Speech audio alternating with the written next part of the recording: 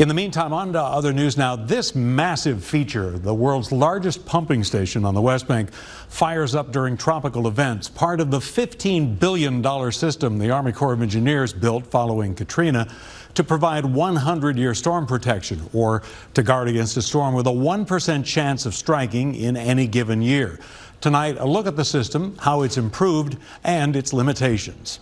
I mean, it's such a defining thing for New Orleans. Kirsten Thoft and her family were visiting from out east, the usual tourist spots, when they decided to learn a little more about New Orleans. We just Googled places to go. Yeah. That led them to the levees.org exhibit at the site of the South Reach of the London Avenue Canal during Katrina. We wanted to make sure we got an understanding of both the past history of the city and the more recent history of the city. Being able to see the exact spot is sobering. The levee that you see here is the new levee built after the Katrina. They had a surprise encounter with Sandy Rosenthal, the founder of levees.org. You really want this story to continue to live on.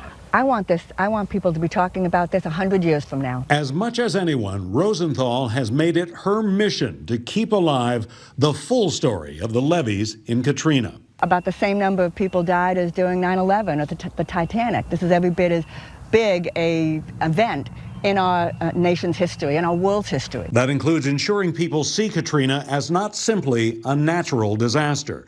And she says to dispel a myth that the levee failures were somehow New Orleans' fault.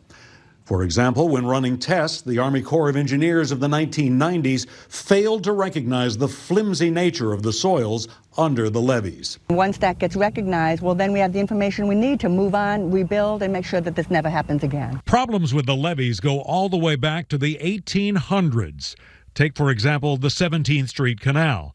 The first levees built there were barely speed bumps, small mounds using whatever material was handy, not the hard clay the Corps used when it eventually raised those levees. So they put reasonable material on top of whatever was there from the late 1800s and built what looked like a levee. Civil engineer H.J. Bosworth explains the levees could not withstand the enormous pressure Katrina's surge exerted on them, and sheet pilings driven into the earth turned out to be too short. When the water came up, the water went through the unsuitable material, which was deep beneath the earth, put pressure against the canal or the levee, and the levee slid towards people's houses and broke into pieces. The levees that failed were constructed with an eye wall, steel-reinforced concrete panels shaped like an eye atop the levees.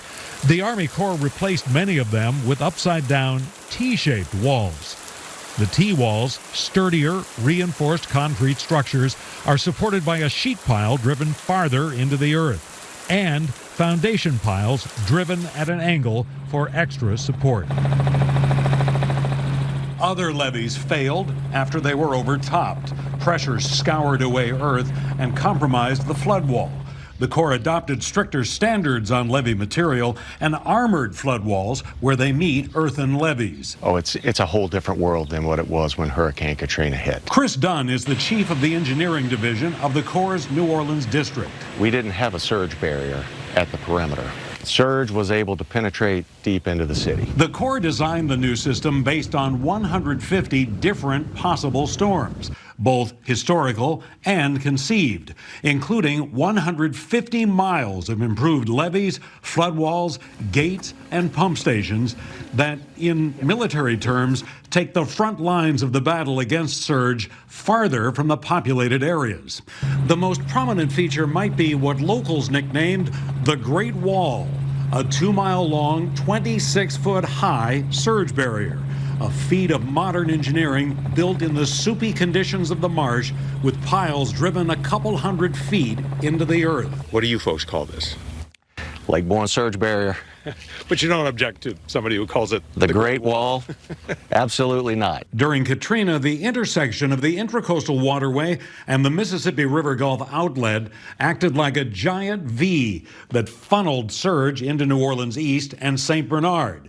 Today, 3 sets of floodgates close, including these giant sector gates shown in time-lapse video designed to stop the surge. If a carbon copy of Katrina Same duration, same intensity, same pattern. Same size, yeah.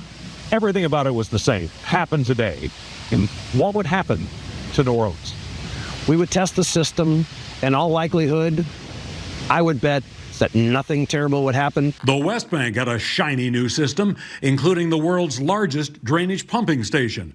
The West Closure Complex can push 19,000 cubic feet of water per second, enough to fill an Olympic-sized pool every 4 seconds.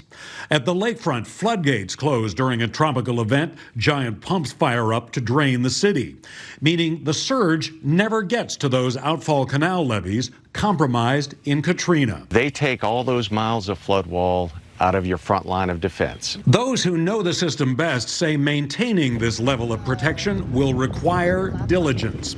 The Corps points out this is no guarantee against flooding. The system is designed to be overtopped. Mother Nature bats last. There is always a bigger storm. Storms are getting stronger. They're forming faster. We don't have time to get people out. We don't have time for evacuations. So I am concerned about the future. Sandy Rosenthal notes there is no bringing back those who were lost in Katrina or the lives forever changed. I mean, it was a catastrophe. However, we do have a good new system, but we should have had this system 20 years ago. This system came at a huge cost, 1,400 lives. Last December, Congress authorized the Corps to look at providing a 200-year level of protection. Engineers will produce a report analyzing the costs versus the benefits. Work on that study is just beginning.